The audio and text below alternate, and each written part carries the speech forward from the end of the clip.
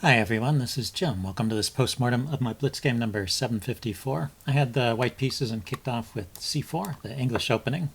My opponent went e6. You can see e6 is like one of the top three moves here. Of course, there are many responses possible with the English opening since it's not directly claiming any share of the center. Gives black a lot of options, and white has to be prepared for all of them.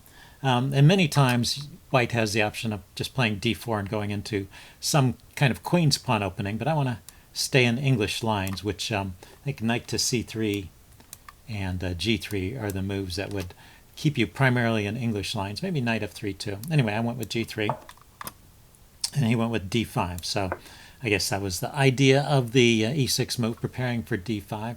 And I took right away. And I guess that's not the right idea. I think what I said during the live commentary about trading the c-pawn for the d-pawn, a flank pawn for a center pawn, is probably correct. But on the other hand, I don't have to be in a hurry to do that. Those pawns don't seem to be going anywhere. So the main move here is bishop to g2 or knight to f3. And well, we can look at this. Say he goes knight f6. I'm just kind of curious how this would work out. I just keep developing over here on the king side, preparing for a quick castling. He can go bishop e7, or he can take right away, in which case I would get the pawn back by the check. So I guess that's why there's no hurry. And it seems like pushing on with d4 is never a great idea in this particular position. It's well, here I can play d4 again myself if I'm worried about that, or just castle. You know, I do worry about that when I'm white in these positions. I do worry about black playing d4. But in this case, because he played e6, he's kind of wasted a tempo. It'll take him an extra move to get in e5, to support the pawn on d4. And he may even need to make a knight move before he can play e5. So I guess there's no big worry about him playing d4, and so I can just kind of leave that hanging. Instead of castling, I could also try this move b3, going for a double fianchetto. So those are ways to stay in English lines. Anyway, I took, and we're pretty much out of the opening book here, so let's just look at it from the notation page. This all stays in the range of about even. And I was thinking, well, because of, I have these two pawns against the 4 over here, maybe I could go for some kind of minority attack. That seems to be the wrong idea in this position. So let's go forward and we'll get to where that crops up. So he goes knight f6, I go knight f3. And, I still was not in a hurry to play knight c3 because he can push the d-pawn forward and harass it at that point. Gain a tempo that way. So he played c6. I went d3, opening up some lines for my bishop. And let's see, he went bishop d6. Good post for his bishop. I went and castled here. He goes bishop g4. I think a bishop g4 is a bit of an unusual move, but well, it doesn't seem to be a problem, I guess. And it does kind of indirectly pose some pressure against e2, especially after he castles and plays rook e1. I've had problems with positions like that. So I just defend the knight. I went knight bd7. And I went a3. So going for this idea of the attack on the queenside, the minority attack.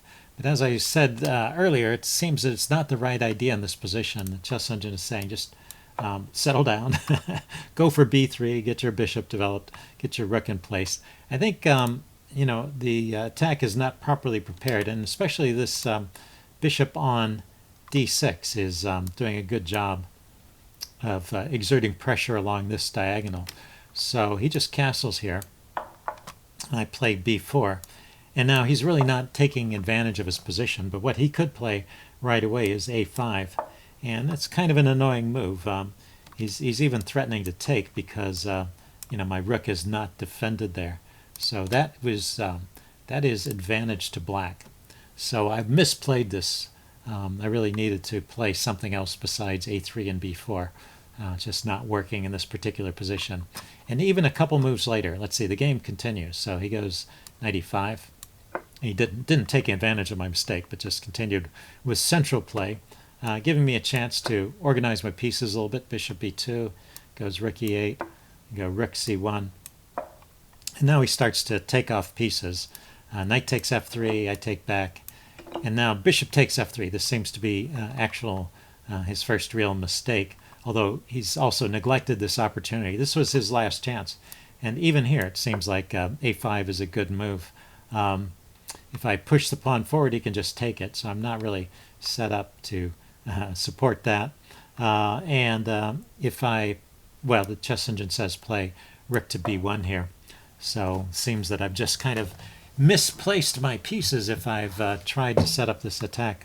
It's just not working. Just a little bit too quick with those pawn moves and not getting my pieces on the right squares. So he lets me off the hook, and in fact he gives me a little bit of an edge by taking with the bishop there and giving me the bishop pair. So I have something to look forward to. And now, let's see, he played bishop e5 here. I think now if he plays a4, I can probably just meet it by bringing my queen over to this side, defending those pawns, and then maybe threatening to push the pawn forward to b5. Anyway, he went bishop to e5. Like I said, he just seemed intent on trading in this part of the game.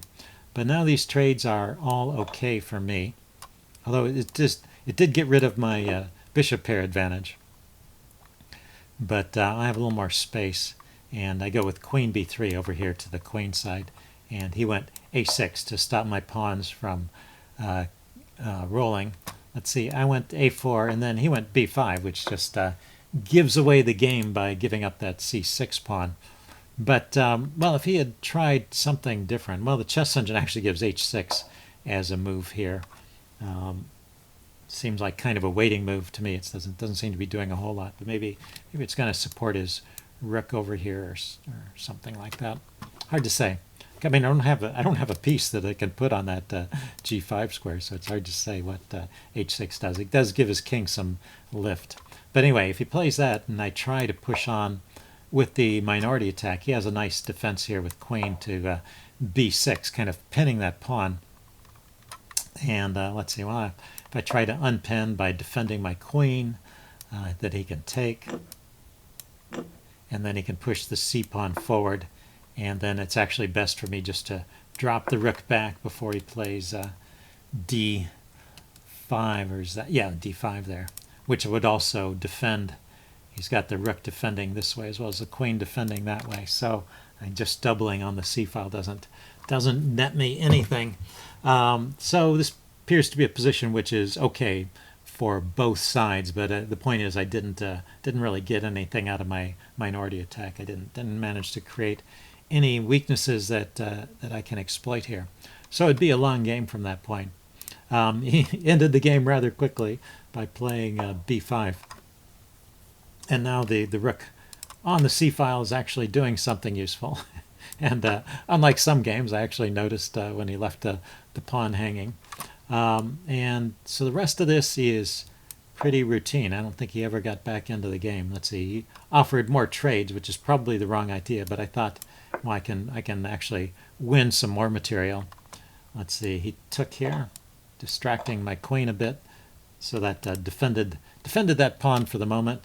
Then he went queen to d7, preparing to bring his rook over, but that just offers a trade. And after the trade, I get this pawn, and then he resigned. It seemed a little early to me. Let's see, I looked at a few more moves ahead to see what kind of position might result. I mean, a natural follow-on here is knight f6, also top engine choice recommendation. I have to move my rook out of the way. I am exposing an attack on his rook, but, well, his a-pawn is defended from the side. His a-pawn is defended that way, so he can just play rook b8, attacking my pawn. I play rook b1. So we get to this position, and I guess it's, pretty even looking. I just have these two extra pawns, and that's probably good enough to win in the endgame. But he could have played on. He could have challenged me to prove that I could win that endgame with the two extra pawns. Anyway, but he just resigned after rook takes d5, maybe feeling somewhat discouraged that his plans hadn't worked out. Anyway, a short game, but interesting, and maybe I will try and figure out how to play that minority attack in another game. See you guys later. Bye.